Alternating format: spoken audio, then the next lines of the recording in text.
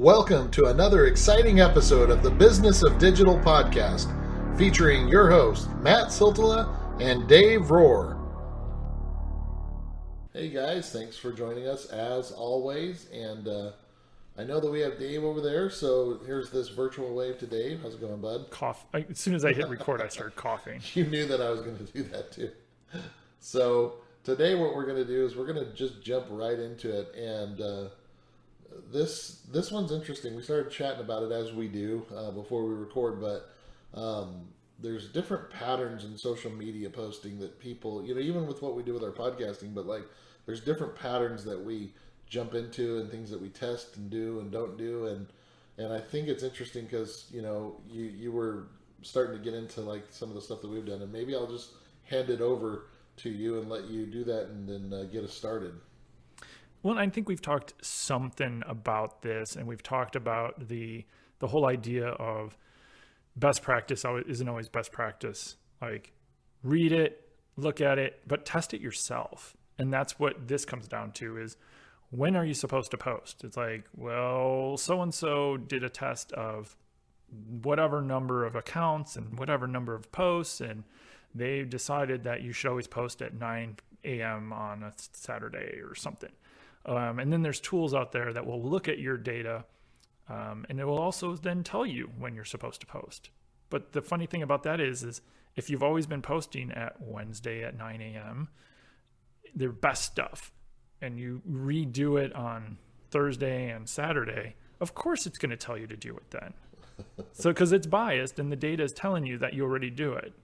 So yeah. Plus, I often wonder when you're reading those and people are saying social media in general, but was the study done? Because I've seen this happen before where someone's they've gone over this and they've done a huge case study on Pinterest, but then they've presented the data as what you should do on social media in general. Well, yeah. No, that was specific that's to your true. industry on Pinterest. Well, yeah, that's the question. Which platform is it? What industry was it? What were the size of the companies? How many of them were there? So if you're still building that house next door, if you're a home builder, or maybe the plumbers, and you want to post content, should you do it when a home builder does it? When an HVAC company? When a restaurant is told to do it? No, because a restaurant who wants people to know about their dinner special every day is probably going to post it in the morning or the day before and say, hey, don't forget tomorrow when you're planning your dinner, da-da-da-da-da. And that is a perfect segue into the example that I wanted to share. Oh, Dave. Perfect. I didn't even mean to do that. Because there's a food truck that I follow, of course, big surprise. I love the food trucks, but there's a food truck that I follow, and they used to be a physical store here, but then because of health reasons, rent, things like that, they turned into just a food truck, and they work days that they want to. So more power to them. But it went from being able to go to them whenever I wanted to having to pay attention to when they're going to be somewhere. And so this kind of stuff is a big deal for them. Social media, letting their people know when they're going to be, where they're going to be, stuff like that. And so they've gotten to a consistent pattern of, like you said, they're a restaurant, where they're going to be that night. So if I'm going to be planning my dinners, if I'm getting up in the morning, I can almost guarantee at around 11 o'clock a.m., 11 in the morning, they're going to be posting something on their social media saying where they're going to be that day. Or if there's no posting then I know that, hey, they're not going to be anywhere near me. But most of the time, I can go in at about 11 and I can hit refresh. And that's another important thing I've noticed on certain platforms, but like Facebook, for example, you go in and you click the latest posts and stuff. So a lot of times it doesn't show the latest post. You have to actually hit the refresh. And so then it'll come up. And so just, little pro tip there. I don't know if that's a Facebook thing or what, but obviously it must be. But, that's the point here is like the pattern that I've learned with these guys is I can go in the morning and I can realize, okay, this is what I'm going to do for dinner. And I know that that's there. And they have to have that consistency. They have to have that pattern, or I think that their business is going to fail. So that was just like the perfect segue, Dave, into that. So I appreciate that. I'll pat myself on the back. Well, and then there's the podcasting, or if you produce content for YouTube. There's certain creators that, people are like, when's your new video coming out? They're like, I post every Wednesday. Like every Wednesday morning, I try to get it. It's going up Wednesday one way or the other, or Tuesday or Thursday or whatever day it is. Like there's days that people post. We've tested the first year or so. I kept testing, like, do I post it on Monday? Do I post it on Sunday? Do I post it at the end of the week and then promote it the next week? Like what makes the most sense? For podcasting for us, I usually post it Sunday morning so that by the time most people wake up or at some point during the day, it's in all of the feeds because it takes a little bit of time to get into iTunes. Yeah. And then if you're the person that, updates your podcast or before that Monday travel, which really doesn't matter anymore, but before you head to the gym on Monday, before you go outside in your backyard to go work out for that day, my hope is that it's been in iTunes for a couple hours now, so it's there. It's in Google, it's in Spotify, it's in all of the players. It's percolated through that ecosystem, and now you've updated it, and it's possible you're going to listen to us today, or at least maybe this week. Well, you just brought up that whole other side of it, Dave. That which is why I'm glad that we're talking about this, because I was thinking about, okay, well, back in the day when we used to do Dig or Stumble Upon or things like that, you knew the best times of day to post with those kinds of stuff. But like, think about like what we've been going through this year with this pandemic, and like, whereas you could usually count on, okay, people are coming into the office about 9 a.m. They'll get on their socials, they'll check all that stuff. So you want to make sure you're posting about that. But you know what? Like all that has been blown through the doors with like people working from home and stuff. And so it's like, you got to be testing and you got to be like figuring, like it's all going to be different right now. I don't know. It's just a thought I had. No, that's a good point. I mean, it can totally be different. Luckily for us, the podcast, that still shows that most of our listens come Sunday, Monday. And unless it's a holiday, like recently, then it goes into Monday, Tuesday, or Sunday, and if Monday's a holiday and whatever. But I've seen that over now 3 years of us posting, and I tried Wednesdays, I tried every which day, and for us that's just what works. But it can always depend on when you send your newsletter or anything. And I also tried when we did the 100 series, so we had five or six interviews and shows, and we posted it all in a single week. It was like ding, ding, ding. Each day we were dropping a 30 to almost 60-minute show, which for a podcast like us, that's usually 15, maybe 20, 25 at the very most every week, is a lot of content. And so then this year, I was like, okay, we had a good reception. We had a lot of listens. They were at the time not the highest we'd ever had, but I thought some of the best quality of content and best content period, and just really good interviews. I expected them to just blow everything through the roof. But because we dropped so much content in such a short time, did people just skip over and pick it apart and go, oh, well, I want to listen to my other shows and I only have an hour this week, so I can only listen to one. Yeah, and then they just never get back to it. So this year when we did our leadership series, I was like, okay, why don't I try something different? Because we dropped a ton of content in a single week. It was a lot of work for us. And I don't think we got as many people finding it and listening as we could have. So this time I switched it up. I did Sunday, Wednesday, Sunday, Wednesday, Sunday, or something like that. So I did basically the usual +1 during the week. And I saw an uptick. But we still were dropping twice as much content during the 2.5 weeks than we usually do. So maybe next time we'll do 4 and it'll just be a month long, and maybe we'll drop in something else. But again, I'm doing this once a year test to figure out what is best for us if we're ever going to drop a lot of content. I don't know.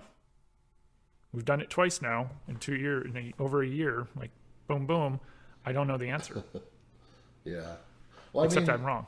Well, the logic behind what you're saying, it makes sense to me as far as like the amount of time that it takes to consume those episodes. Like especially with us, people are used to 20 minutes tops, and then they're getting hit with almost 60 minutes, and it's all at once. Like almost like would be interesting to continue to, or maybe do another down the road, do another series like that where where we drop them weekly, where people have more time to consume. But then also you got to factor in things like, okay, well, we're a year older and we have a year more worth of people that subscribe to the podcast, hopefully. And so, like, does that take into account? But yeah, it's all interesting, and I think for me, when I look at the different businesses that I follow, whether it be like a shoe company, and or whether it be like a food truck or a regular business or a podcast or whatever, I do look for those those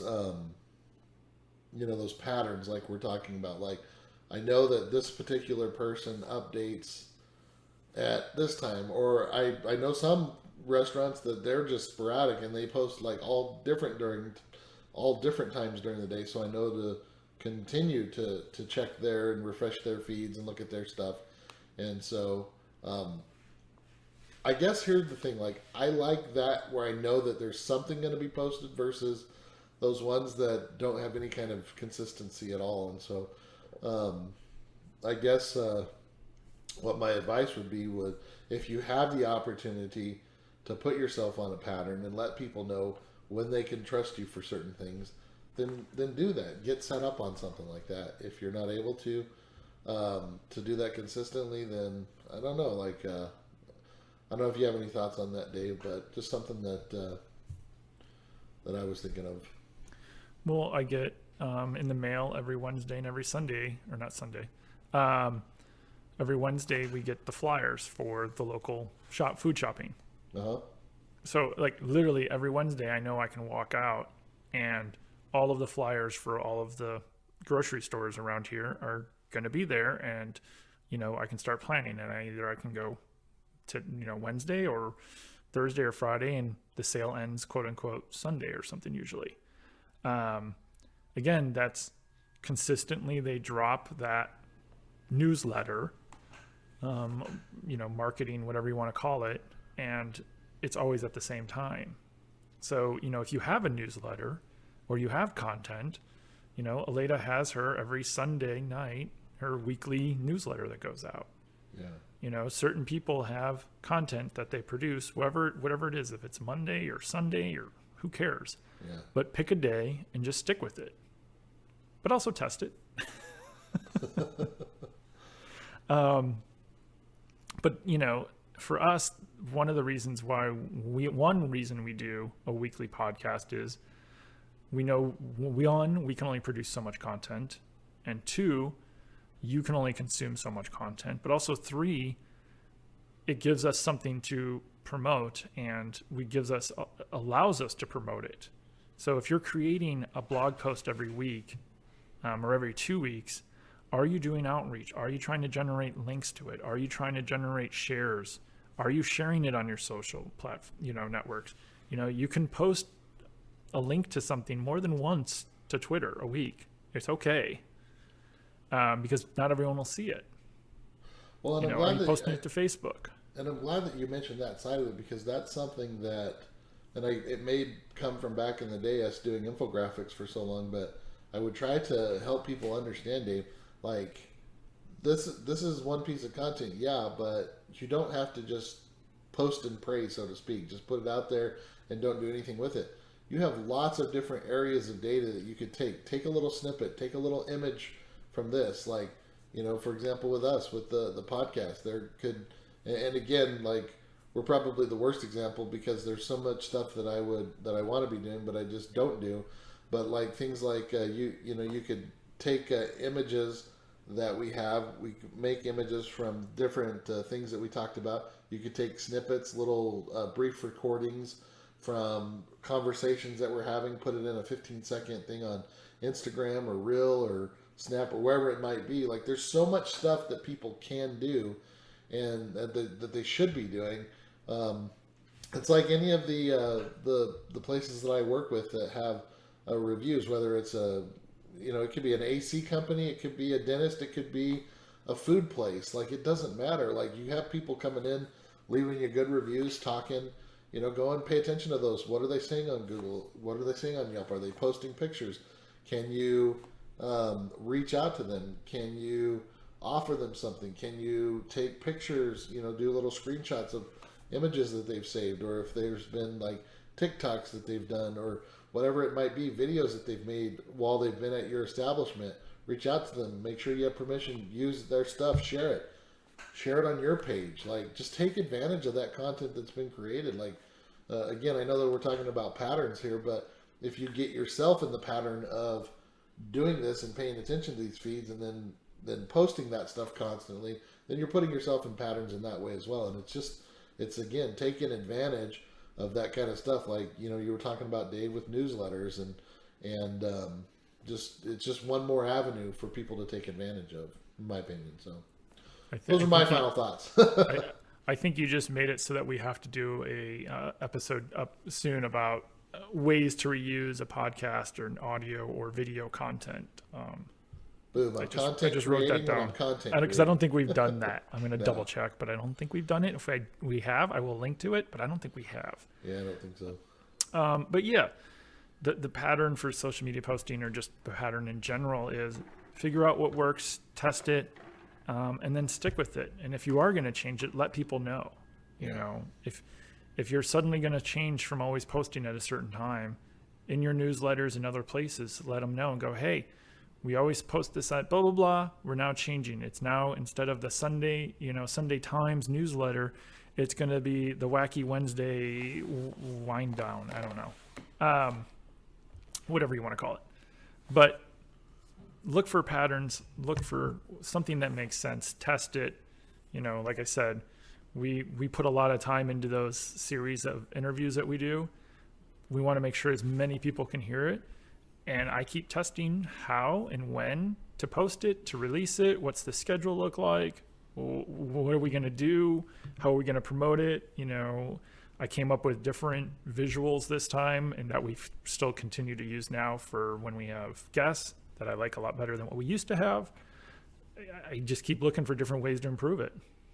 Yeah. And that's really all I can say is just, like we always say, always be testing. And my final thoughts, that just something that come up while you were talking Rambling. about this, and then I'll wrap. No, not rambling, but and it's the thing that I try to tell any company that's going to get on social, and people are going to start relying on them, is be that consistency, because there's places here, like barbecue places, for example, that I'll know if I'm going to go make the 40-minute drive, like I can know that they're open, or that they're not shut down for whatever reason, or they update as soon as like something starts. Hey, we're running out of brisket, so you better get down here within the next hour, or you're not going to have a chance.